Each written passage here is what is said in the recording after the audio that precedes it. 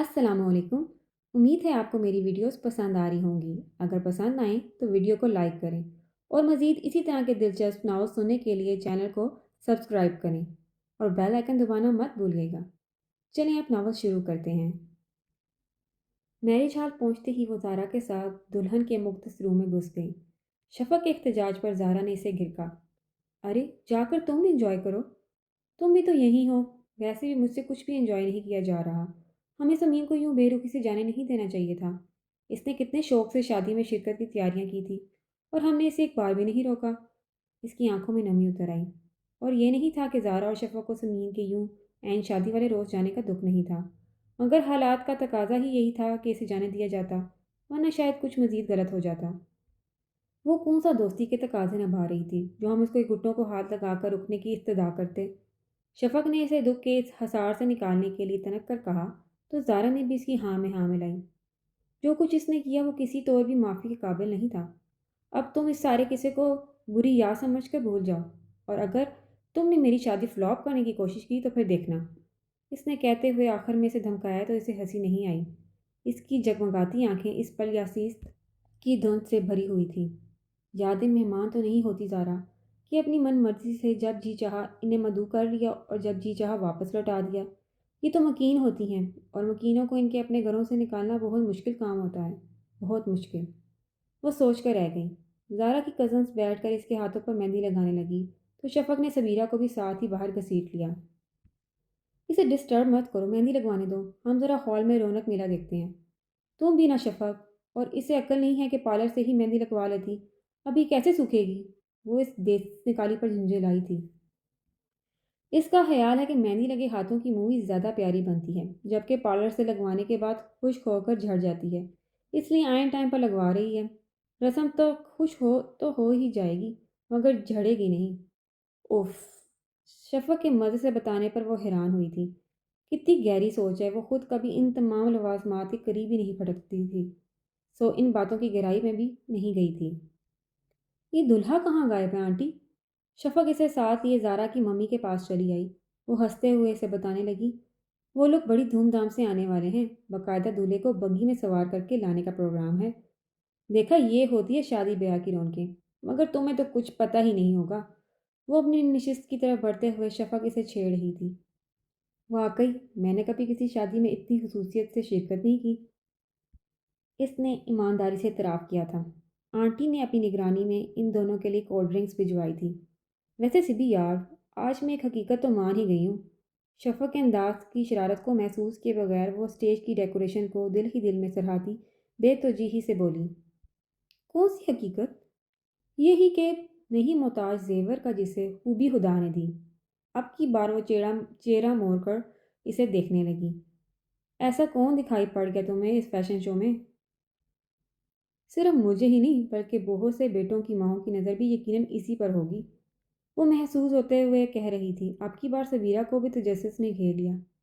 مجھے بھی تو دکھاؤ وہ پری چہرہ جو سادگی میں بھی لوگوں کو لوٹ رہا ہے۔ آئینہ لاؤں؟ وہ سنجیدگی سے پوچھ رہی تھی۔ سبیرہ نہ سمجھنے والے انداز میں اسے دیکھنے لگی، پھر اس کی بات سمجھی تو یخلتی ہجل سی ہو گئی۔ سنہری رنگت کے نیچے دوڑتے ہوں نے اس کی رنگت میں گلابیاں سی گھول دی تھی۔ اسٹوپڈ! قسم لے لو ابھی زارا کی ممی سے بات کرنے کے دوران سب آنٹیوں کی نظر تم پر تھی، وہ مزے سے کہہ رہی تھی۔ سبیرہ کے چہرے پر شرم و خجالت کا ملا جلا سا روپ دیکھنا بھی ایک بہت دلچسپ منظر تھا۔ خوبصورت تو وہ تھی ہی، مگر اس کی سادگی اس کی دلکشی کو مزید دوام بخش دیتی تھی۔ اوپر سے اس کی خود سے بے نیازی اور لاپرواہی سونے پر سہاگے کا کام دیتی تھی۔ بہت فضول باتیں کرتی ہو تم، اس نے تادیبی انداز میں کہا تو شفق نے ہاتھ ہلا کر جیسے مکھی اڑائی۔ کبھی کبھار ایسی فضول باتیں ہونی چاہیے۔ ہاں ویسے کبھی کبھار کوئی حرج نہیں۔ اس نے بھی ماحول کی مناسبت سے دل میں پھیلتی خوشگواری محسوس کرتے ہوئے اعتراف کرنے میں آر محسوس نہیں کی تھی۔ کافی دیر تک یوں ہی گپیں مارتے ہوئے، حال میں موجود لوگوں پر دلچسپ فکریں جست کرتے ہوئے انہوں نے کافی ٹائم بہت مزے سے گزارا، مگر کچھ لڑکیوں اور بقول شفق آنٹیوں کی نظروں اور مسکراہٹ سے کنفیوز ہو کر وہ اٹھ گئی۔ کچھ دیر کے لیے زارا کے پاس بیٹھتے ہیں، اب تک تو وہ مہندی کے جھنجھٹ سے بھی فراغت پا چکی ہوگی۔ تم بھی نہ، کوئی اور لڑکی ہوتی تو ان سب کے سامنے اور بن بن کر بیٹھتی۔ شفق نے اسے چھیڑا تو وہ ہنس دی۔ مجھے ایسی فضول حرکتیں کرنا نہیں آتی۔ زارا مہندی لگائے انہی کے انتظار میں بیٹھی تھی۔ کتنی اچھی لگ رہی ہو زارا، سبیرہ نے بے ساختہ ہی اس کی تعریف کی تھی۔ ہاتھوں پیروں پر باریک ڈیزائن کی مہندی سجائے، زرد لباس میں گھوٹے سے سجا دوپٹہ شانوں پر ڈالے وہ واقعی پیاری لگ رہی تھی۔ تمہارا کیا خیال ہے؟ سبحان صاحب یوں ہی دیوانے ہوئے پھر رہے تھے اس کے پیچھے۔ شفق نے دلچسپ انکشاف کیا تھا۔ ان کی ہنسی پر زارا کی رنگت دہک اٹھی تھی۔ اسی وقت ڈول تاشوں اور باروتی پٹاخوں کی آوازوں نے ہلچل مچا دی۔ لگتا ہے وہ لوگ آ گئے۔ شفق تیزی سے آگے بڑھ کر کھڑکی کے شیشے سے نیچے جھانکنے لگی۔ زبردست! اس کی آنکھوں میں ستائشی تاثرات بھر گئے۔ پھر اس نے ان دونوں کو بھی بلایا۔ دیکھو تو صحیح کیا زبردست مہندی لائے ہیں سب لڑکے۔ یہ تو سمجھو بارات کی ریہرسل کر ڈالی ہے انہوں نے۔ سبیرہ محظوظ ہوئی تھی۔ سبحان اچھا لگ رہا ہے نا یار؟ زارا نے بے ساختہ کہا تو ان دونوں نے بھی اس کی تائید کی تھی۔ واقعی وہ ہلکی بڑی ہوئی شیخ کے باوجود خوشی و مسرت کی ٹمٹماہٹ سے جگمگاتا چہرہ لیے سفید کاٹن کے براق لباس میں ملبوس، گلے میں پیلا صافہ ڈالے بہت اچھا لگ رہا تھا۔ بگی میں چوہانہ انداز میں بیٹھا وہ مسلسل ساتھ بیٹھے ایڈی سے محو گفتگو تھا۔ بگی کے آگے سبحان کے تمام دوست اور کزن بھنگڑا ڈال رہے تھے۔ ڈھول کی تیز دمک اور ان کے وقتاً فوقتاً گونجنے والے نعرے ماحول کو گرمائے دے رہے تھے۔ بے تحاشا آتش بازی نے فضا کو رنگین بنا دیا تھا۔ آسمان پر جا کر پھوٹنے والی پھلجڑی میں سے رنگ برنگی مالا سے نیچے آتی تو سب کی نظریں اس خوبصورت منظر میں اٹک جاتی۔ آج تو ایڈی کی بھی شان نرالی ہے۔ میں تو اسے پہلی بار ایسی ڈریسنگ میں دیکھ رہی ہوں۔ شفق نے برملا کہا تو سبیرہ کی نگاہ بے ساختہ ہی اس پر جا پڑی۔ آج وہ بھی جینس ٹی شرٹ کے بجائے کاٹن کے سفید شلوار کرتے میں ملبوس تھا۔ سبحان کی کسی بات پر ہنستے ہوئے اس نے اپنے مخصوص انداز میں سر جھٹکا اور اس کے شانے پر ایک مکہ رسید کر دیا۔ اب وہ جھک کر سبحان کے کان میں کچھ کہہ رہا تھا۔ سبیرہ لاکھ کوشش کر کے بھی اپنی نگاہ نہیں ہٹا پا رہی تھی۔ ایک عجیب سا احساس، نامانوس سی کیفیت۔ وہ لوگ نیچے ریسیپشن میں پہنچ چکے تھے۔ سبحان اور ایڈی دوستوں کی میت میں اندر بڑھے تو ان کی نظروں سے اوجھل ہو گئے۔ اسے ایک دم جھٹکا لگا جیسے کوئی سحر ٹوٹا ہو۔ وہ متوحش سی پلٹ کر کرسی میں دھنس گئی تھی، مگر فی الوقت اس کے پاس اپنی اس بے اختیاری اور اس عجیب سی کیفیت پر غور کرنے کا ٹائم نہیں تھا۔ تم لوگ یہیں رہو، میرے ساتھ ہی باہر جانا، زارا نے انہیں تنبیہ کی تھی۔ سبیرہ نے شکر ادا کیا کہ وہ یوں بھی ابھی باہر جانا نہیں چاہ رہی تھی۔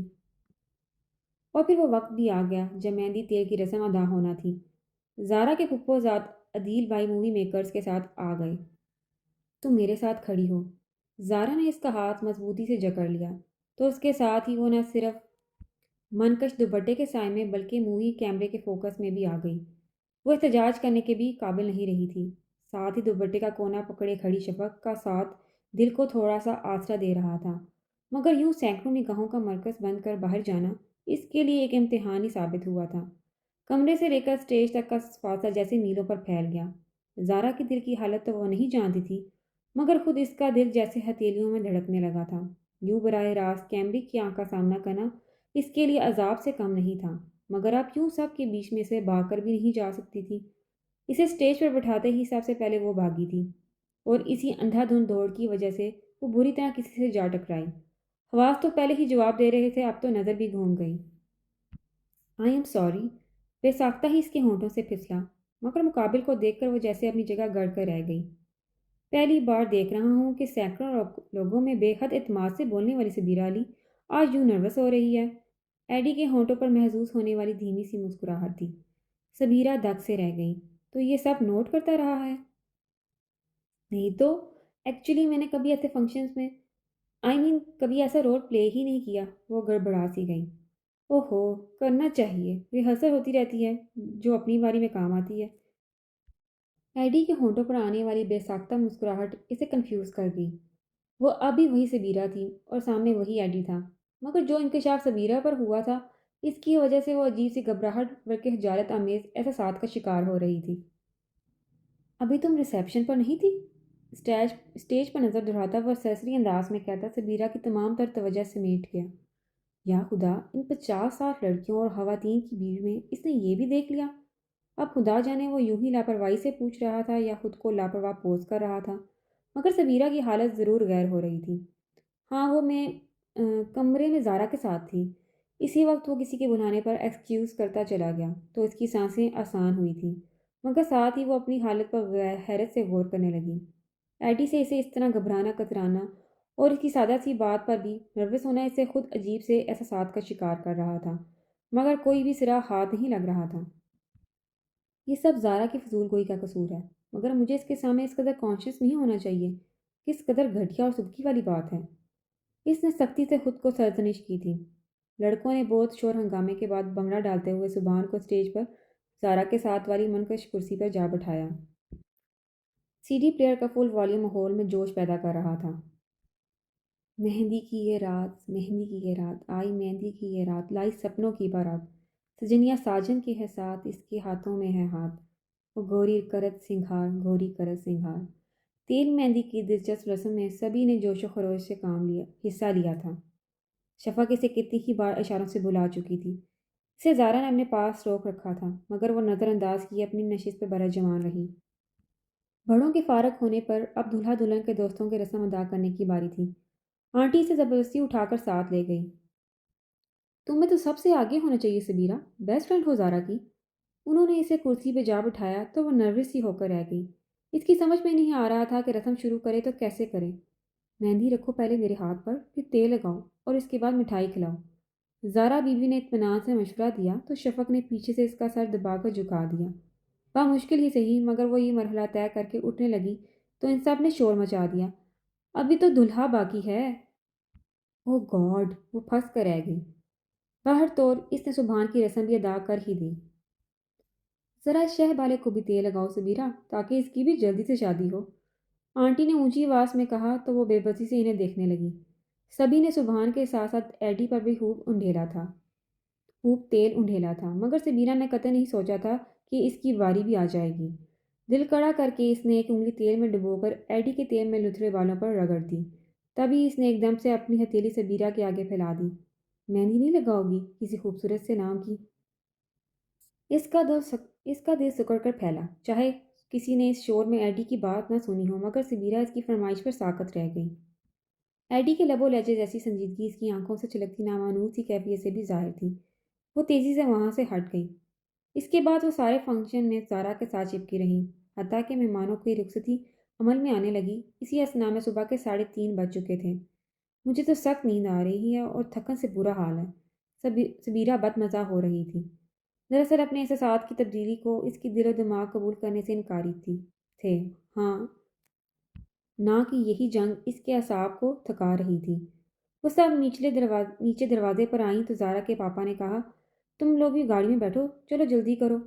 چلو بھائی، ایڈی نے بلیک رولا کا دروازہ کھولا تو زارا اور شفا کی تقلید میں اسے بھی بیٹھنا پڑا۔ ایڈی، تمہاری گاڑی میں جگہ تو ہے نا ایک بندے کی؟ انکل نے فرنٹ سیٹ خالی دیکھ کر آواز لگائی تو وہ گاڑی سٹارٹ کرتے ہوئے مصروف انداز میں بولا، خالی تو ہے مگر بیٹھنے کے قابل نہیں، گیلی ہے۔ ان تینوں کو بھی کوئی خاص بات محسوس نہیں ہوئی تھی، مگر زارا تو تب بھدکی جب مین روڈ پر جا کر ایڈی نے گاڑی روکی اور محو انتظار دولہا کو فرنٹ سیٹ پر بیٹھنے کا شرف بخشا۔ کس قدر بدتمیز ہو ایڈی، تم تو کہہ رہے تھے کہ سیٹ گیلی ہے۔ زارا نے ہنس پہ استطاعت دوپٹے کا گھونگھٹ نکالتے ہوئے چلا کر کہا تو وہ ہنسنے لگا، مگر زبان بہت جذباتی ایکٹنگ کرتے ہوئے بولا، تمہاری ہاتھ تو میں کہیں بھی بیٹھ سکتا ہوں، چلتے توے پر بھی۔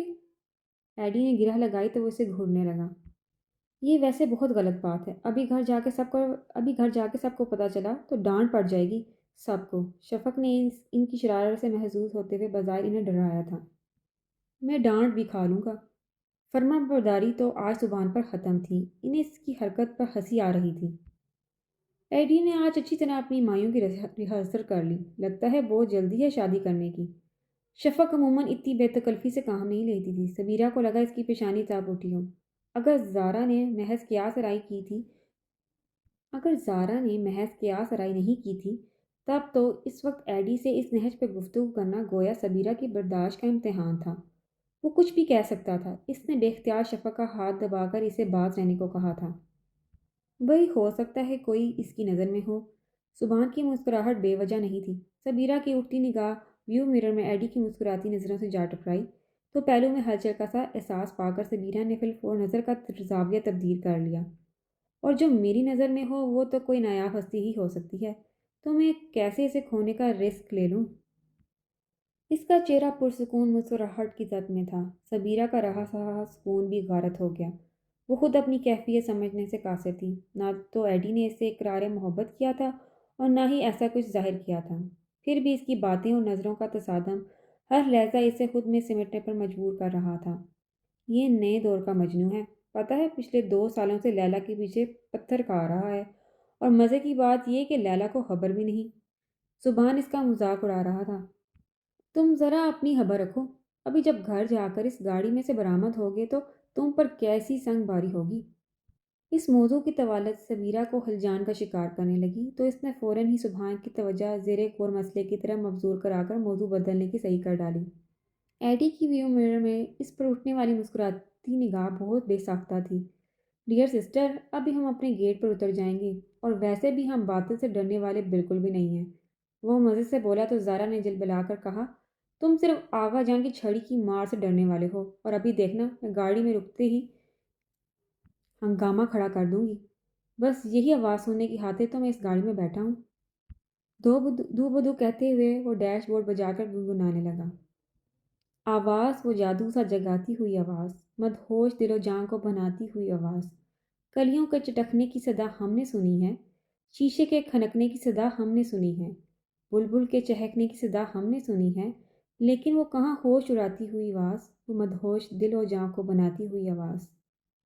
آسمان پر چھائی سیاہی سے چھلکتی صبح کے ہلکے ہلکے نور کی چادر تلے رات کے سناٹے میں اس کی آواز کا دلکش زیر و بم لطف دے گیا تھا۔ خود زارا سسپٹا کر چپ ہو رہی تھی۔ ویری گڈ، بہت اچھے۔ سبحان کے خاموش ہوتے ہی شفق نے اسے سراہا تھا۔ زارا، کسی غلط فہمی میں مت رہنا، کل کے بعد یہ نظم بالکل بدل جانے والی ہے۔ پھر یہ کہے گا بیگی بلی بنے شوہر کو ڈراتی ہوئی آواز۔ ایڈی نے ہنستے ہوئے کہا تو سبحان اس پر خفا ہونے لگا۔ کم از کم آج تو آزادی کا جشن منا سکتا ہوں نا، کل کے بعد سب سے پہلے گھر میں تیرا آنا جانا ہی بند ہونے والا ہے۔ بہت فضول ہیں یہ لوگ۔ زارا تنگ آ گئی تھی، اور پھر اس نے ایسے ہی کیا، خود اپنے گیٹ سے کچھ پہلے ہی اتر گیا۔ کہہ دینا احتجاجاً مارچ پاس کرتا میرج ہال سے گھر تک آیا ہوں۔ میری آزادی سلب کی جا رہی ہے۔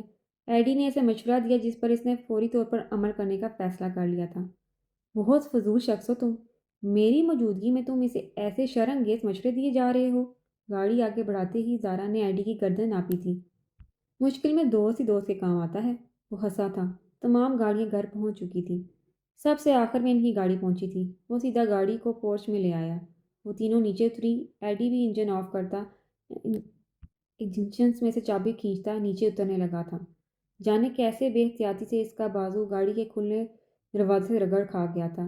درد کی شدید لہر نے اسے ہونٹ بیچنے پر مجبور کر دیا۔ کیا ہوا ایڈی؟ زارا پریشان ہوئی تھی۔ اوہ گاڈ! اس کے بازو پر پھیلنے والے خون کی سرخی سبیرہ کو دہلا گئی۔ یہ کیا ہوا ہے؟ انکل تیزی سے اس کی طرف بڑھے تھے۔ یوں ہی انکل دروازے سے رگڑ لگ گئی۔ وہ انہیں ٹالنے لگا مگر آغا جان نے اسے ڈانٹ دیا۔ تمہیں ضرورت ہی کیا تھی ڈرائیونگ کرنے کی؟ بالکل تازہ زخم ہے بازو کا، پتہ ہے بے احتیاطی نقصان دہ ثابت ہو سکتی ہے۔ درد تو بالکل نہیں ہو رہا آغا جان، بس رگڑ لگنے سے بلیڈنگ شروع ہو گئی ہے۔ میں ابھی بینڈیج تبدیل کر لیتا ہوں۔ وہ اب بھاگنے کو پر توڑ رہا تھا۔ چلو میں خود سبحان سے کہتا ہوں جا کر۔ انکل اسے ساتھ لے گئے تھے۔ میری تو جان ہی نکل گئی تھی۔ زارا نے ججری لے کر کہتے ہوئے اندر کی طرف قدم بڑھائے تو وہ بھی مردہ دلی سے اس کے ساتھ بڑھ گئی۔ مجھے بھی خیال نہیں رہا کہ زخمی بازو کے ساتھ وہ ڈرائیونگ کر رہا تھا۔ شفق کو اپنی کن ذہنی پر افسوس ہو رہا تھا۔ اس لڑکے کو یوں بھی ایسی بہادریاں دکھانے کا بہت شوق ہے۔ اسے تو کسی بہت مضبوط دل والی لڑکی سے شادی کرنی چاہیے، زارا نے مسکرا کر کہا تھا۔ شدید تھکان کے باوجود نیند تھی کہ آ ہی نہیں رہی تھی۔ وہ تنگ آ کر اٹھ بیٹھی۔ زارا اور شفق بے سود پڑی تھی۔ ایک وہی احساس ندامت کا شکار بنی وحشت کے گھیراؤ میں تھی۔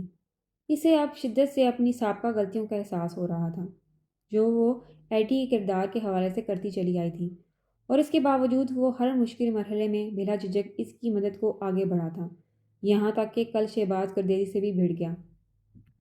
وہ اچھی طرح جان گئی تھی کہ ایڈی کی یونیورسٹی سے باہر شہباز گردیزی کے ساتھ کوئی دشمنی نہیں تھی، ماں سوائے خود سبیرہ والے قصے کے۔ کس قدر ضلالت کی بات ہے کہ ایک شخص میری خاطر موت کی حدوں کو چھو آیا اور مجھے اس بات کا کوئی احساس ہی نہیں۔ یا خدا، میں کیا کروں؟ کہ میرے دل پر دھرا یہ ندامت کا بوجھ ہٹ جائے۔ وہ بے چینیاں اور اضطراب کے بھنور میں غوطہ سن تھی۔ ایڈی سے کہے تمام فضول الفاظ، بے دریک اس کی کردار کشی کرنا، اسے جھوٹا اور دھوکے باز کہنا، تمام کچھ اسے تماچے کی طرح اپنے منہ پر پڑتے محسوس ہو رہا تھا۔ پتہ نہیں کس خیال میں وہ سٹنگ روم میں چلی آئی۔ لائٹ آن کرتے ہوئے اس نے لہجہ بھر کو نہیں سوچا تھا کہ اگر اس وقت آنٹی وغیرہ میں سے کوئی اسے یوں دیکھ لے تو کیا سوچے گا۔ ایڈی کا موبائل نمبر اس کے پاس کبھی بھی نہیں رہا تھا، مگر اس نے سبحان کے موبائل پر کال کر لی۔ وہ بلا جھجک اس سے ایڈی سے بات کرانے کا کہنا چاہتی تھی، مگر خوش قسمتی سے کال ایڈی ہی نے ریسیو کی تھی۔ کون؟ ایڈی؟ دوسری طرف سے ایڈی کی آواز سن کر اس نے واضح طور پر اپنے ریسیور کو تھامنے والے ہاتھ میں کپاہٹ محسوس کی تھی۔ جی، مگر آپ کون ہیں؟ سی ایل آئی پر واضح طور پر زارا کا فیڈ کیا ہوا نام آیا تھا، مگر آواز زارا کی نہیں تھی۔ سو اس کی حیرانی واجب تھی کہ اس قدر وثوق سے اس کا نام لینے والا کون ہے۔ میں سبیرہ بول رہی ہوں۔ اسے متعارف ہونے کے لیے اپنی تمام تر ہمت مجتمع کرنا پڑی تھی، اور اس کے جواب میں چھانے والی چند ثانیوں کی خاموشی بھی بہت اچھی طرح محسوس ہوئی تھی۔ خیریت؟ حیرت کے پہلے جھٹکے سے سنبھلنے کے بعد وہ اب تشویش بھرے لہجے میں پوچھ رہا تھا۔ میں تمہاری طبیعت کا حال معلوم کرنا چاہ رہی تھی۔ نہ چاہتے ہوئے بھی اس کی آواز نم ہونے لگی۔ بھلا اس شخص کے احسان کا بدلہ کس طور چکایا جا سکتا تھا؟ مجھے کیا ہوا ہے؟ میں بالکل ٹھیک ہوں، بلکہ ابھی میں ٹیرس پر چہل قدمی کرتے ہوئے خود کو زیادہ بہتر محسوس کر رہا ہوں۔ مگر تمہیں کیسے پتہ چلا کہ سبحان کا موبائل میرے پاس ہے؟ لاپرواہی سے کہتے ہوئے اس کے لہجے میں تجسس در آیا تھا۔ اگر سبحان کے پاس بھی ہوتا تو میں اسے تم سے بات کرانے کا کہہ دیتی۔ اس نے رخساروں پر آ جانے والے آنسوؤں کو انگلیوں کی پوروں سے جھٹکا تھا۔ تم رو رہی ہو سبیرہ؟ وہ سنجیدہ تھا۔ نہیں، اس سے بولا نہیں گیا۔ تم رو بھی رہی ہو اور جھوٹ بھی بول رہی ہو سبیرہ۔ کیا بات ہے؟ کھل کر کہو۔ اس نے مضبوط لہجے میں اپنی بات دہرائی تو وہ جیسے تھک سی گئی۔ میں بہت شرمندگی محسوس کر رہی ہوں ایڈی۔ آج تک آنکھوں پر خود ساختہ نفرت کی پٹی باندھے میں نے حقیقت کو محسوس کرنے کی کبھی کوشش ہی نہیں کی۔ ہر موقع پر تم سے بدگمانی برتی، مگر تم نے پھر بھی اچھے دوست ہونے کا حق نبھایا۔ حالانکہ ہمارے درمیان کبھی یہ رشتہ نہیں رہا، پھر بھی تم نے اس رشتے کے تقاضے نبھائے۔ میں خود کو بہت چھوٹا محسوس کر رہی ہوں ایڈی۔ تم چاہتے ہو کہ میں کوئی معذرت نہ کروں، لیکن میں جانتی ہوں کہ اگر میں نے تم سے معذرت نہیں کی، اپنی تمام غلطیوں اور بد کلامیوں کی، تو میں کبھی بھی اپنے آپ سے نظریں نہیں ملا سکوں گی۔ میں جانتی ہوں کہ کس وجہ سے تم نے شہباز پردیسی سے جھگڑا کیا ہے۔ میں نے تو کبھی بھی تمہیں صحیح نہیں سمجھا تھا ایڈی، پھر بھی تم نے میری خاطر یہ گولی تمہاری جان بھی تو لے سکتی تھی۔ پتہ نہیں کیسی بے چینی اور ندامت میرے دل کو مٹھی میں لیے ہوئے ہے ایڈی۔ مجھے لگ رہا تھا کہ اگر میں نے تمہارے سامنے اپنی غلطیوں اپنی بدتمیزیوں کا اعتراف نہیں کیا تو شاید میں عمر بھر اسی اضطراب میں گری رہوں گی۔ وہ رو رہی تھی، اس شخص کے سامنے جس کے سامنے شکست کا اعتراف کرنا اسے ذلت لگتی تھی، مگر اب اسی شخص کے سامنے رو کر اسے اپنے دل و دماغ پر سے ندامت کا بوجھ ہٹتا ہوا محسوس ہو رہا تھا۔ سبیرہ، سبیرہ، پلیز خود کو سنبھالو۔ میں تم سے معافی مانگنا چاہتی ہوں ایڈی۔ خدا کے بعد تم ہی نے مجھے ذلت کے اس عمیق گھڑے میں گرنے سے بچایا ہے۔ اگر تم میری بدتمیزی اور بد زبانی کے باوجود میری مدد نہیں کرتے تو مجھے ٹریپ ہونے سے کوئی نہیں بچا سکتا تھا۔ وہ نڈھال ہو رہی تھی۔ وہ لب پیچھے اس کی دل گرفتہ باتیں سن رہا تھا، مگر ایک مرتبہ بھی اس نے سبیرہ کو نہیں ٹوکا تھا۔ وہ جانتا تھا کہ دل کا بوجھ ہلکا ہو جانا ہی اس کا سب سے بہترین علاج تھا۔ جس صورتحال سے وہ ٹریپ ہوتے ہوتے بچی تھی وہ واقعی کوئی معمولی بات نہیں تھی۔ اگر کسی طور وہ ایک بار بھی ستوت رانا کی حدیں چڑھ جاتی تو تمام عمر کے لیے عزت کی زندگی گزارنا ایک خواب سا بن کر رہ جاتا۔ It's okay. اگر اس طرح تمہارے دل کو سکون ملتا ہے تو ٹھیک ہے۔ میں نے تمہاری معذرت سن بھی لی اور قبول بھی کر لی، حالانکہ میں نے کبھی بھی تمہاری طرف سے اپنے دل میں کوئی ایسی بات، کوئی بغض نہیں رکھا۔ میں جانتا ہوں کہ تم ایک بہترین لڑکی ہو۔ اگر میرا امیج تمہاری نظروں میں خراب نہیں ہوتا تو تم کبھی بھی مجھ سے اتنے برے تعلقات نہیں رکھتی، کیونکہ تم ایسی لڑکی نہیں ہو جو خواہ کسی سے ذاتی اناج رکھتی پھرے۔ وہ نرمی سے کہتے ہوئے رکا تھا، پھر قدرے توقف کے بعد سنجیدگی سے بولا، اور جہاں تک میری اچھائی کی بات ہے تو سبیرہ، انسانیت کا درد رکھنے والے تو کسی کو بھی مشکل میں دیکھ کر اس کی مدد کرنے کو آگے بڑھ جاتے ہیں۔ ایسے موقعوں پر رشتہ داری یا دوستی یا دشمنی نہیں دیکھی جاتی۔ اور ایک بات جو میں نے آج تک تم سے صرف اسی وجہ سے نہیں کہی تھی کیونکہ تم کبھی بھی میرے کردار کی طرف سے مطمئن نہیں رہی، وہ یہ کہ میرا تمہارے اتنا بدگمان رہنے کے باوجود تمہارے لیے خوار ہونا صرف اس وجہ سے ہے کہ مجھے تمہارے کردار کی پختگی اور صاف ستھری سوچ نے ہمیشہ متاثر کیا ہے۔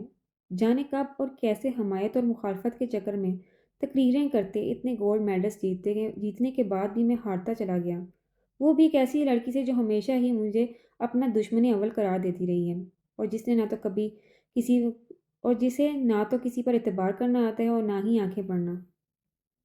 اس کا دل جیسے پسلیاں توڑ کر باہر آنے کو بےتاب ہونے لگا۔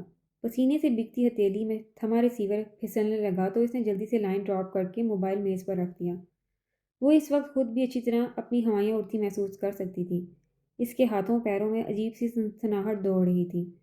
دشمنی سے ہٹ کر دوستی پر آنے اور اب یکلت ہی اپنائی تو لگاؤ کے اس غیر متوقع اظہار نے اس کی دھڑکنیں اتھل پتھل کر دی تھی۔ اس نے سرد ہوتے ہاتھوں سے چہرہ ڈھانپ کر کچھ سمجھنے کی کوشش کی۔ تو زارا کا کہنا غلط نہیں تھا؟ اس کا دل اتھاہ گہرائیوں میں ڈوب کر ابھرا تھا۔ وقار علی کو ویکینڈ تھے 2 روز پہلے گھر میں دیکھ کر وہ خوشی کے ساتھ ساتھ حیرت کا بھی شکار ہوئی تھی۔ وہ سو رہی تھی جب وہ آیا۔ کھٹکے کی آواز پر اس کی آنکھ کھلی تو وقار علی کو دیکھ کر وہ حیران رہ گئی۔ آپ کب آئے؟ وہ اٹھ بیٹھی۔ وہ کرسی میں دسا پیروں کو جوتوں سے آزاد کر رہا تھا۔ فون بھی نہیں کیا اور ابھی آپ کی چھٹی بھی نہیں تھی، تو کیا کروں، واپس چلا جاؤں؟ وہ اس قدر تلخی سے بولا تھا کہ ایک پل کو تابندہ بھی بولنا بھول گئی تھی۔ کیا بات ہے وقار، خیریت تو ہے نا؟ اس کے دل کو کئی ابہام نے گھیر لیا۔ خیریت، اطمینان، سکون، یہ سب رہا ہی کہاں ہے میری زندگی میں؟ وہ بہت غصے میں لگ رہا تھا۔ تابندہ تحریر میں مبتلا ہونے لگی۔ کچھ بتائیں تو صحیح، ہوا کیا ہے؟ وہ ایک جھٹکے سے اٹھ کھڑا ہوا۔ اس کے پتھریلے تاثرات اس لمحے تابندہ کو بے حد اجنبیت کا احساس دلا رہے تھے۔ میں نے پہلے بھی تم سے کہا تھا کہ اس حویلی کے کچھ اصول، کچھ ضوابط ہیں تابندہ، جن کی پاسداری کرنا تمہارے لیے فرض کی حیثیت رکھتا ہے۔ وہ بحر تحریر میں غرق ہونے کو تھی۔ میں نے ایسے کیا کیا جس سے اس گھر کی عزت پر کوئی حرف آیا ہو یا پھر کوئی اصول ٹوٹا ہو؟ اس کی کچھ سمجھ میں نہیں آ رہا تھا۔ احسن ملک یہاں کیا کرنے آیا تھا، وہ بھی میری غیر موجودگی میں؟ وہ چٹکتے لہجے میں پوچھ رہا تھا۔ تابندہ خالی نظروں سے اسے دیکھ کر رہ گئی۔ اس پوچھ گچھ کا پس منظر سمجھنے کی کوشش میں اس کا ذہن ناکام ہو رہا تھا۔ کیا مطلب ہے آپ کا؟ تم بچی نہیں ہو کہ میرے سوال کو سمجھ نہیں پا رہی؟ میں پوچھ رہا ہوں کہ تمہیں احسن ملک کو یہاں بلانے کی کیا ضرورت پیش آ گئی تھی؟ اول تو یہ کہ میں نے اسے نہیں بلایا تھا، بلکہ وہ خود مجھ سے ملنے آیا تھا۔ دوسرے یہ کہ آپ کو اس بات پر کیا اعتراض ہے؟ اس سے وقار علی کی بات پر شوق پہنچا تھا۔ وہ تنتناتا ہوا پسلیوں پر ہاتھ جمائے اس کے سامنے آ کھڑا ہوا اور اسے گھورتے ہوئے غصے سے بولا، مجھے یہ اعتراض ہے کہ وہ شخص میری غیر موجودگی میں اس گھر میں کیوں آیا تھا، اور تمہیں اس کے ساتھ اتنی آزاد روی سے ملنے کی اجازت کس نے دی ہے؟ تابندہ کو لگا بہت سے شیشے اس کے ارد گرد و پیش میں ٹوٹے ہوں، اعتماد کے، یقین کے، مان اور بھروسے کے، اور ان ٹوٹے شیشوں کی جو کچھ کرچیاں شاید اس کی آنکھوں میں بھی جا پڑی تھیں۔ تبھی تو وہ یکلت اس کی نگاہ دھندلا سی گئی تھی۔ اس میں پابندی والی کوئی بات تو نہیں وقار، وہ میرا کزن ہے، وہ اسے تیز لہجے میں بولا۔ پابندی ہے تابندہ بیگم، میری طرف سے پابندی ہے۔ وہ صرف تمہارا کزن ہی بلکہ تمہارا منگیتر بھی رہ چکا ہے۔ اس کی دماغی نسیں جیسے تن سی گئیں۔ اس قدر گھٹیا سوچ! یا خدا، یہ کیسی پرزیت ساتیں ہیں! بد اعتمادی کا ایک ایسا روپ ہے جو اس قدر محبت کرنے والے شخص کی صورت میرے سامنے آن کھڑا ہوا ہے۔ میں اس سے منگیتر والے رشتے سے نہیں ملی تھی وقار، وہ میرے میکے سے پہلی بار آیا تھا، اور تم ایسی گھٹیا باتیں! وہ چیخ اٹھی تھی۔ اس قدر ذلت اور آہان سے پر الفاظ برداشت کرنے کی مزید سکت اس میں باقی نہیں رہی تھی، مگر وہ اس سے اونچے لہجے میں اس کی بات کاٹ کر درستی سے بولا، وہ چاہے پہلی بار آیا ہو یا آخری بار، مگر مجھے اپنی بیوی کا غیر کے شانے پر سر رکھ کر اپنا دکھ بانٹنا گوارا نہیں۔ میں اتنا بغیرت نہیں ہوں کہ اپنی بیوی کو اتنی بے باکی کے ساتھ اس کے سابقہ منگیتر سے ملتے ہوئے تمیز سے بات کریں وقار۔ میں بیوی ہوں آپ کی، کوئی زر خرید غلام نہیں جس کے ساتھ آپ جس لب و لہجے میں چاہیں بات کرتے پھریں۔ اس کی پیشانی پر جیسے کسی نے تپتی سولاخ رکھ دی تھی۔ اس کے انداز نے لہجہ بر کو وقار علی کو ٹھٹکا دیا۔ وہ بری طرح چلا رہی تھی، جانتی ہوں میں کہ کس نے آپ کے کان بھرے ہیں، مگر آپ تو مجھے اچھی طرح جانتے ہیں، پھر بھی آپ کی یہ سب باتیں کرنے کی ہمت بھی کیسے ہوئی؟ اگر احسن کی میری نظر میں کوئی ایسی حیثیت ہوتی تو میں کبھی بھی آپ کے لیے سٹینڈ نہ لیتی، اور آج آپ دوسروں کی باتوں میں آ کر مجھ پر الزام تراشی کر رہے ہیں، یہ بات بھول کر کہ آپ کی خاطر میں نے احسن کو ٹھکرا دیا تھا۔ तुमने इसे ठुकरा दिया था ताबिंदा। वो किन जज्बात के साथ तुमसे मिलने यहाँ आया था? क्या तुम इसके दिल की बात जान सकती हो? वो इसे समझा रहा था। ताबिंदा का सर चकराने लगा। ये वकार अली है, इस कदर तंग जहन, गंदी सोच का मालिक। बस, बस करें वकार। और कितने ज़्यादा गिरेंगे मेरी नज़र से? उन्हें ढाल हो गई थी। यकीन के जुगनू एतबार की तमाम खुश रंग तितलियाँ इसकी मुट्ठियों से फिसल गई थी। फूलों की रविश पर चलते चलते वो जैसे तपते सहरा में निकल आई थी, जहाँ हर तरफ दिलो जान को राख कर देने वाली तेज धूप थी। कोई मेहरबान साया दूर दूर तक दिखाई नहीं देता था। शट अप ताबिंदा, मैं तुम्हें एक सीधी बात समझाने की कोशिश कर रहा हूँ और तुम बकवास कर रही हो। वकार अली का जैसे दिमाग उलट चुका हो। अभी फौजिया और बेजी की जुबानी जो कुछ सुनकर वो आ रहा था, इसने वकार अली की आंखों में खून उतार दिया था। एहसन मलिक का इसकी गैर मौजूदगी में आना और ताबिंदा का इतनी बेतकल्फ़ी से इससे मिलना और तन्हाई में महफ़िल गुफ्तगू रहना इसकी गैरत पर ताज़ियाना बनकर लगा था। क्या सीधी बात समझा रहे हैं आप? आप तो सिर्फ मुझ पर दिफा आयद करने आए हैं। मैं इतनी ही बुरी थी आपकी नज़र में तो मुझसे शादी करने की ज़रूरत ही क्या थी? अब आपको मुझ में खामियां दिखाई देना शुरू हो गई हैं। आप भी तो मेरे लिए गैर थे। तब मैं आपसे भी मिलती थी। उस वक्त आप में ये गैरत क्यों नहीं जागी? तब आपको किसी की इज्जत का ख्याल नहीं आया था? वो चटक कर रह गई। आंसुओं ने इसका चेहरा भिगो दिया था। वो तुम्हारा मसला था ताबिंदा। अगर एक लड़की अपने वालदैन से छुप कर मुझसे मिलती है तो इसमें मेरा क्या जाता है? बुनियादी बात होती है लड़की में अपनी इज्जत बनाकर रखने का एहसास होना।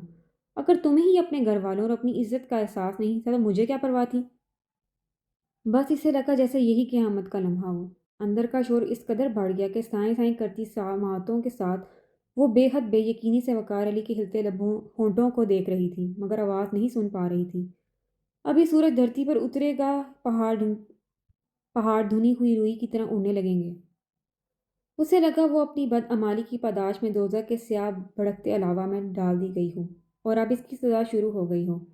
इसके बालों को रस्सी से बांध कर खींचो, इसके वजूद को शिकंजे में इतनी सख्ती से कस दो कि इसकी तमाम हड्डियां आपस में खलत मलत हो जाएं।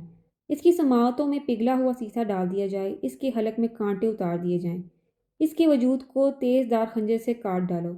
वो इन तमाम अजाबों को बहुत अच्छी तरह महसूस करते हुए ख्वाब से बेगाना हो गई थी। इसका नर्वस ब्रेक डाउन होते होते रह गया था। क्या बात है वकार, इतनी जल्दी तुम्हारा जुनून खत्म हो गया? जज्बाती मोहब्बत का नशा उतर गया? भाया इस पर सख्त खफा हो रहे थे। वो सर झुकाए बैठा इनकी सख्त सुस्त सुन रहा था।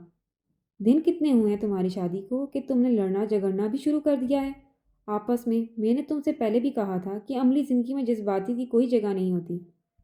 भाया, मैं इसे सिर्फ समझा रहा था, वो मध्यम आवाज़ में बोला। कुछ भी हो, ताबिंदा की बिगड़ती हालत ने इसे दहला कर रख दिया था। इश्तियाल का तूफान थमा तो वो खुद को कोस कर रह गया। जानता हूँ मैं, मगर तुम अपने ज़हन से भी सोचना शुरू करो। औरतों की सियासत का शिकार बनकर अपनी अज़दवाजी ज़िंदगी को दाँव पर मत लगाओ। अज़दवाजी ज़िंदगी को दाँव पर मत लगाओ। ना तो ताबिंदा तुम्हारे लिए गैर है और ना अजनबी। मेरी एक बात हमेशा याद रखना वकार, औरत के लिए इज़्ज़त नफ्स इसकी अना से ज़्यादा अहमियत रखती है। कभी भी अपनी बीवी की इज़्ज़त नफ्स को ठेस पहुँचाने की गलती मत करना। सदीक़ा भाभी की वसातत से वो कुछ जान और समझ चुके थे। माँ के सामने तो वो कुछ कह नहीं पाए थे, मगर एजाज अली से उन्होंने फौजिया को समझाने का ज़रूर कहा था। मैंने ऐसा कुछ नहीं किया भाया, और अगर आप ये समझ रहे हैं कि मैं किसी के कहे में आकर ताबिंदा से झगड़ा कर रहा था तो ये आपकी गलत फहमी है। इसका अपने साबका मंगेतर से मिलना मुझे बिल्कुल भी गवारा नहीं। वह लब भीज गया था। भाया मुतसफ़ाना नज़रों से इसे देखने लगे, फिर तासुब भरे लहजे में बोले, अपना लहजा दुरुस्त करो वकार, तुम अपनी बीवी के मुतल्लिक बात कर रहे हो, किसी गैर के बारे में नहीं। कोई भी दूसरा शख्स नहीं, बल्कि बाज़ औक़ात हमारी सोच गलत होती है और तुम ताबिंदा के मुतालिक बहुत गलत सोच रहे हो। मैंने तुम्हें पहले ही कहा था कि तुम इसे आजमाइश की भट्टी में उतार रहे हो, मगर मुझे ये इल्म नहीं था कि पहली आजमाइश तुम्हारी ही तरफ से होगी। मैं इसे गलत नहीं कहता बाया, मैं सिर्फ ये चाहता हूँ कि वो अपनी शहरी तर्ज ज़िंदगी को भूल कर इस हवेली के रवायात अपना ले। यूँ अपने कज़न के साथ तन्हाई में महव गुफ्तगू होना मुझे पसंद नहीं, और ना ही इसका मुंह उठाकर यहाँ चले आना। जाने इसे किन लफ्ज़ों में बहकाया गया था, फिर भी भाया ने अपनी तरफ से इसे समझाने में कोई कसर उठा नहीं रखी थी, और वो सभी सर झुकाए यूं सुनता रहा जैसे अब हर कदम इनकी नसीहत के मुताबिक उठाने का इरादा हो। फौजिया बहुत इत्मीनान से बिस्तर पर नींद दराज गुस्से के आलम में पेंडोलम की तरह कमरे में इधर उधर टहलते एजाज अली को देखकर लुत्फ़अंदोज़ हो रही थी। मुझे जलते तवे पर बैठाकर सब बहुत सुकून में थे। अब खुद पर ज़रा सी आँच आई तो सब भी सुलगने शुरू हो गए हैं। वो इसके सामने थम गया था। मेरी समझ में नहीं आता कि तुम किस तबीयत की औरत हो। तुम्हें ज़रा सी भी शर्म नहीं आई वक़ार के सामने इस तरह बकवास करते हुए? कुछ अपने रुतबे का ही लिहाज़ कर लेती। इसकी आंखों में उतरी सुर्खी, नीचा हुआ लहजा, पेशानी के बल कुछ भी फौजिया के लिए परेशानी का बायस नहीं थे, बल्कि कलेजे में इतनी ही ठंडक पड़ चुकी थी कि इस एजाज अली के गुस्से की तपश भी इसे बाद नसीम के झोंके की मानत महसूस हो रही थी। हमने तो जो देखा वो देवर जी को बता दिया। अब आप ही बताएं, कौन सा शोहर बर्दाश्त कर सकता है कि इसकी बीवी गैर मर्द से इतनी बेतकल्फी बरते। एक हम हैं कि कभी अपने शोहर के सामने इतने बेख्तियार नहीं हुए जैसा कि देवरानी जी अपने साबका मंगेतर को देकर हो रही थी। वो अपने मखसूस तमस्खर व तंज से भरपूर अंदाज में कहती है, एजाज अली को अपना जब्त आजमाने पर मजबूर कर गई। घर इस तरह नहीं बनाए जाते फौजिया। इस तरह की गीबत और चुगलियां घरों को तबाह और बर्बाद कर देती हैं। वो जैसे तड़प कर उठ खड़ी हुई थी। क्या मतलब है आपका? मैंने खुद से घर का ये सब वकार अली को क्या बताया है? मैं ये नहीं कह रहा, मगर तुम्हारा तरीका बिल्कुल गलत था। वो अभी नरमी से कह रहा था। मिस्टर एजाज अली, वकार अली को बेजी ने फौरी नोटिस पर बुलवाया था। इन्हीं को ताबिंदा बेगम के लक्षण ठीक नहीं लगे थे, और वकार अली को हर बात सच सच बताने का चेहरा भी इन्हीं के साथ जाता है। वो भड़क उठी थी, फिर कदरे तौक़ुफ़ के बाद तल्ख़ी से बोली, जब बात घर की इज्जत और मर्दों की गैरत पर आ जाए तो फिर लापरवाही नहीं बरती जा सकती। गज़ब खुदा का, तमाम मुलाज़माएँ वहाँ मौजूद थी। हर किसी ने वो बेहयाई देखी। अब किसी को क्या पता कि दोनों में क्या रिश्ता है। इसके बाद 2 घंटे तक अकेले बैठकर गप्पे मारते रहे। फिर लंच किया गया। हम में से तो किसी को भी झूठे मुंह नहीं पूछा, ताबिंदा बेगम ने, शायद डिस्टर्बेंस के ख्याल से। वो मायनी हेत अंदाज में आंखें घुमाते हुए बोली तो एजाज अली की कनपटियां सुलग उठी। बकवास मत करो फौजिया। अब अगर तुमने भाभी के मुतलक एक भी फजूल बात कही तो मैं तुम्हारी ज़ुबान खींच लूँगा। मारे इश्तियाल के इसकी रंगत सुरख हो गई, आंखों में जैसे खून उतर आया हो। अगर वो तमाम सूरत हाल से अनजान होता तब शायद इसका रद्द-ए-अमल इतना शदीद ना होता, मगर सिद्दीक़ा बापी ने इससे कोई भी बात छुपाई नहीं थी। अरे वाह! आपके दिल में बहुत दर्द जाग रहा है भाभी के लिए, और जो इसे भगा कर लाए हैं वो खामखा तपे फिर रहे हैं। इतना एतमाद तो इन्हें होना चाहिए एजाज साहब। कहीं हैरियत तो है ना, खुदा न खास्ता। वो बड़ी शरारत से मुस्कुराते हुए पूछ रही थी। एजाज अली ने दांतों पर दांत जमाकर बामुश्किल गुस्सा जब्त किया था। फिर कदरे संभलने के बाद मुतसफ़ाना अंदाज में बोला, बेहद घटिया ज़हनियत है तुम्हारी फौजिया। तुम्हें ना तो किसी रिश्ते की इज्जत का पास है और ना ही अपनी इज्जत का। तुम्हें इतनी भी तमीज़ नहीं कि शोहर से कैसे बात की जाती है। अब आपसे हमको इतनी भी मोहब्बत नहीं हुई कि खुश इखलाकी और तमीज़ की क्लासेस ज्वाइन करने का जुनून सवार कर लें। हम भी तो कंप्रोमाइज़ कर रहे हैं, आप भी गुजारा कीजिए।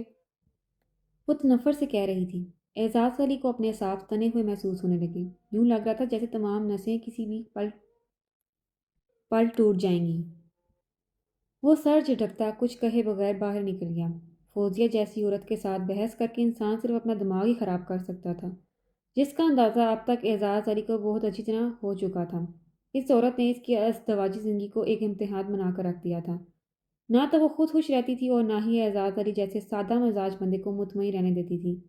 वो आकर वकार अली पर उलट पड़ा। ये क्या तमाशा लगा रखा है तुमने? तुम्हारी हिम्मत कैसे हुई भाभी से ये सब फजूल बातें कहने की? ऐ हैं एजाज मियाँ, क्यों हवा के घोड़े पर सवार हो? ज़रा दम तो लो। बेजी ने इसे टोक दिया था, मगर वो वकार अली की तरफ मतवज्जा था, जो खामोशी से बेजी के करीब मूढ़े पर बैठा था। देखो एजाज, तुम लोग ख्वामखा बात को गलत रुख देने की कोशिश कर रहे हो। मैंने सिर्फ इतना कहा है कि बहू के इस हवेली की इज्जत और इकदार का पास रखना चाहिए। इसके कज़न का यूं वकार अली की गैर मौजूदगी में बहू के पास आना किसी तौर भी दुरुस्त नहीं है।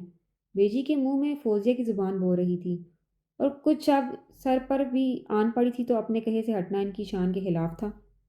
क्यों बेजी? क्यों दुरुस्त नहीं? वो खिलाफ आदत ऊंची आवाज़ में बोल गया था। घर में सिर्फ वकार अली ही नहीं था, बाकी सब लोग भी तो मौजूद थे। फिर इस शख्स का आना कैसे गलत हो सकता है? वो बहू का सिर्फ कज़न ही नहीं, मंगेतर भी रह चुका है। बेजी ने इसे बावर कराया तो वो सुलगती नज़रों से इन्हें देखने लगा। आप लोगों को ये हकीकत तो दिखाई दे रही है कि वो भाभी का साबक मंगेतर है, मगर ये हकीकत किसी को दिखाई नहीं दे रही कि इसी शख्स से रिश्ता तोड़कर वो वकार अली के साथ चली आई थी। اگر ان کے دل میں اس شخص کے لیے کوئی جگہ ہوتی تو وہ وقار علی کی خاطر اپنے والدین کو نہیں چھوڑ دیتی، مگر افسوس تو اس بات کا ہے کہ وقار بھی ان کی اس قربانی کو بھول گیا ہے جو بابی نے اس کے لیے دی تھی۔ ہمیشہ کے لیے اپنے پیاروں کو کھو دیا ہے انہوں نے، مگر اس نے ان کی قدر نہیں جانی اور محض چند بے بنیاد باتوں کے بلبوتے پر ان کے سر پر سے آسمان اور قدموں تلے سے زمین کھینچ لی۔ شاباش ہے تم پر وقار علی، اور آج مجھے اس قربانی پر افسوس ہو رہا ہے جو میں نے تمہاری اور بھابھی کی شادی کی خاطر دی تھی۔ اگر اس وقت میں فوزیہ کو اپنانے سے انکار کر دیتا تو آج شاید حالات کچھ اور ہی ہوتے۔ اس کے ہر لفظ سے دکھ اور نا امیدی جھلک رہی تھی۔ جس کی خوشی کی خاطر اعزاز علی نے اپنی زندگی بھر کی خوشیاں داؤ پر لگا دی تھی، وہ آج خود اپنی مرضی سے آگ کے جلتے لاوے میں کودنے کو تیار بیٹھا تھا۔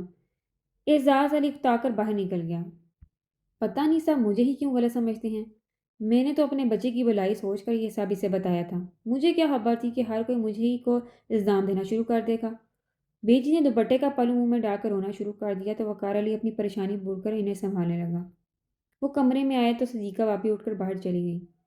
وقار علی نے ان کی ناراضگی کو شدت سے محسوس کیا تھا، مگر فی الوقت تو وہ تابندہ کی وجہ سے پریشان تھا۔ اس نے دیکھا وہ آنکھوں پر بازو رکھے شاید سو رہی تھی یا پھر اسے دیکھ کر خود کو سویا ہوا ظاہر کر رہی تھی۔ اسے پیشمانی کا تندو تیز احساس اپنے لپیٹ میں لینے لگا۔ اعزاز علی کی باتوں نے اسے جھنجھوڑ کر رکھ دیا تھا۔ اسے خود پر حیرت ہو رہی تھی کہ اس نے فوزیہ اور بیچی کی باتوں پر یقین کیسے کر لیا تھا۔ کرسی گھسیٹ کر بستر کے قریب کرتے ہوئے وہ آگے جھک کر بیٹھا اور نرمی سے اس کی کلائی تھام کر اس کا بازو ہٹانے کی صحیح کی تو وہ ایک دم چونک کر اسے دیکھنے لگی۔ آئی ایم سوری تابی، پتہ نہیں مجھے کیا ہو گیا تھا۔ وہ بے حد شرمندہ دکھائی دے رہا تھا۔ تابندہ کی آنکھوں میں دکھ کروٹیں لینے لگا۔